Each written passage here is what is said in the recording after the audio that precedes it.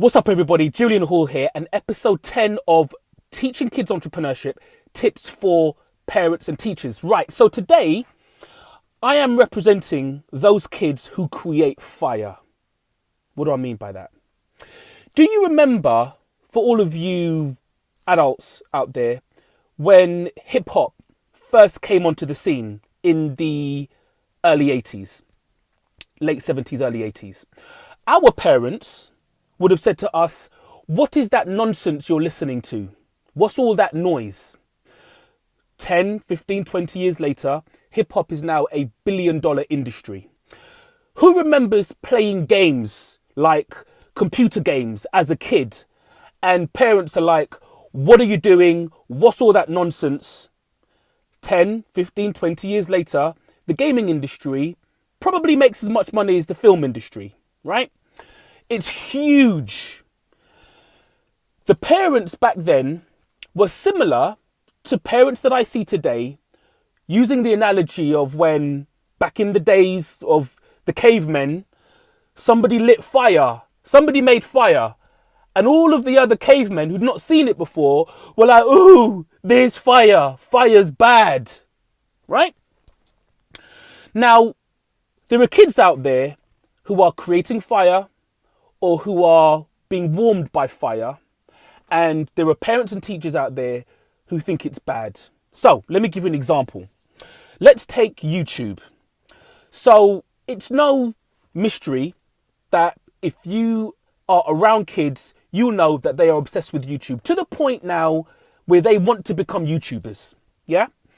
And I've seen parents and teachers call it nonsense.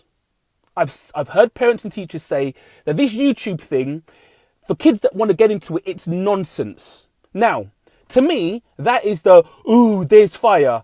The reason why they're saying it's nonsense is because you don't understand it. It's not nonsense because YouTube has turned lots of young people into millionaires. Lots of young YouTubers into millionaires.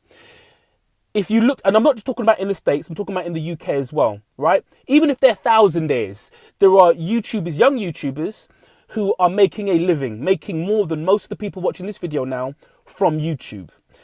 Now, kids are seeing this in front of them.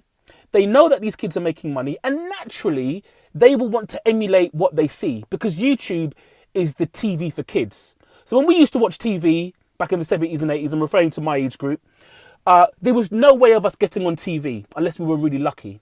With YouTube, all you've got to do is upload a video, broadcast yourself, and you are now sitting next to these YouTubers who you idolize. Okay, now I know what you're saying, Julian. You're going to say to me, oh, but they're not all going to be successful doing it. That is correct.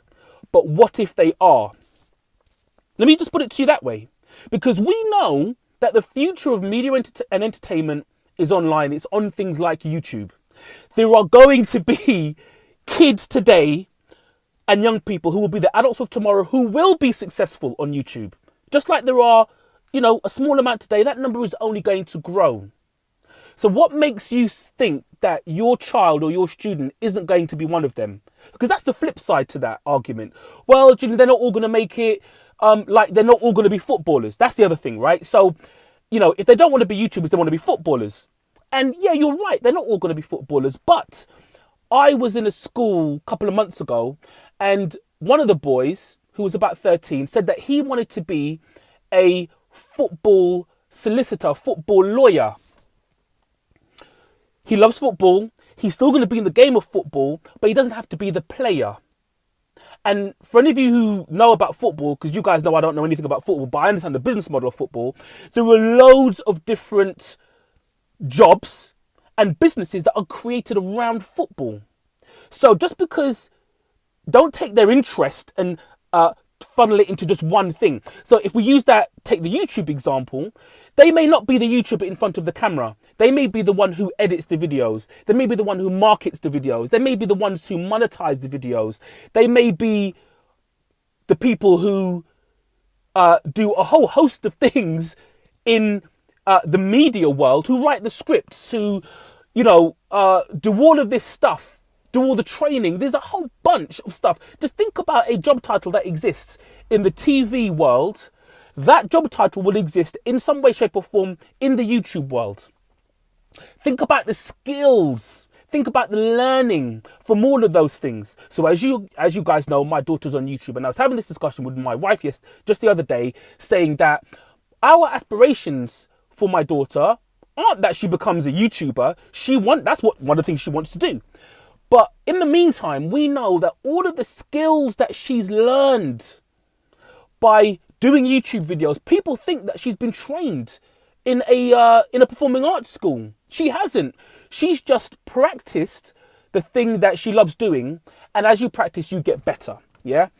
And she's learned a bunch of other skills, how to edit videos, upload them, and do all this other stuff. She's learned a bunch of other skills to help her make the YouTube thing work. And that, for me, is the important thing. For the educators and the parents out there, think about the skills that they will learn whilst they're doing this thing. Don't think about whether or not, their only aspiration is to become a YouTuber. That's a whole lot of nonsense. Don't just think about that. Don't think about it like that. Think about what are they going to learn in the process of doing so. And that's the important bit. And I'll finish on this.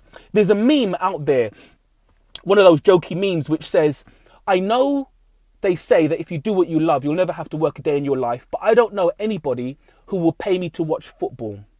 I'll say that again.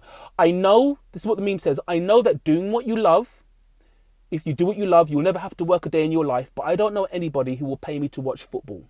Now, I did this with a colleague the other day. If you go onto YouTube and you just type in football and you click on channels, you'll see there's a bunch of channels, UK-based channels, who generate millions of views and subscribers, which we all know turn into advertising revenue, full-time job money. So the idea that no one's going to pay you to watch football isn't true today. Maybe in 10 years ago it wasn't true. Maybe even 5 years ago it wasn't true. But today, in 2017, that is no longer true. So what we need to think about is there's fire over there. There are new business models that we are just not used to, that we don't know about. And because we don't know about, it naturally brings up a fear response. And that fear response, we translate to kids usually and say it's nonsense, or go and pick up a book. But why don't they just pick up a book about how to do the stuff that they love? Is my point. Don't disable it, enable it in some way, as I keep saying. So there are new business models that exist out there. And if you really want to challenge them, ask them, well, if you want to be a YouTuber, how will you make money? How do YouTubers make money? Get them to do research on how do they make money? What kind of skills do you need to be a successful YouTuber? Get them to reverse engineer how these YouTubers have become successful, because it's not just through pot luck. They've had to work hard. They've had to engage a whole bunch of skills which any teacher or educator would love their children to have. They've had to engage those skills in order to become successful. So let's not be like the cavemen and cavewomen out there who saw fire and say, ooh, fire bad, because that's exactly what we're doing when we are rubbishing the jobs of the future. We all know, and I've said this in previous videos, that 1/3 of the jobs that exist today will not exist in 2020. I'm not even talking in 10 years. This is the World Economic Forum, guys, not the Entrepreneur. World Economic Forum has said 1/3 of the jobs that exist now will not exist in 2020, and there's going to be a whole new bunch of jobs. Who's going to create those jobs? We ain't going to create them. Going to be the kids and young people that's going to create those jobs, right? So if you don't get it, do not take it away from them.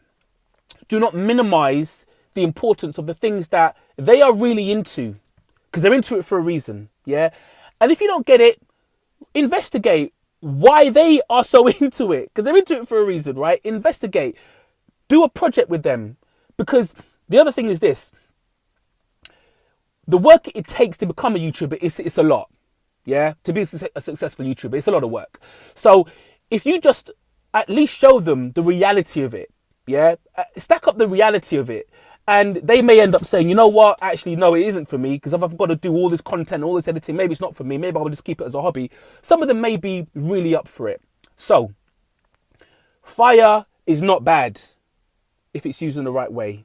And that is it, guys. If this video was useful, please share it with a parent or a teacher. And I will see you in the next episode. Ultra and out.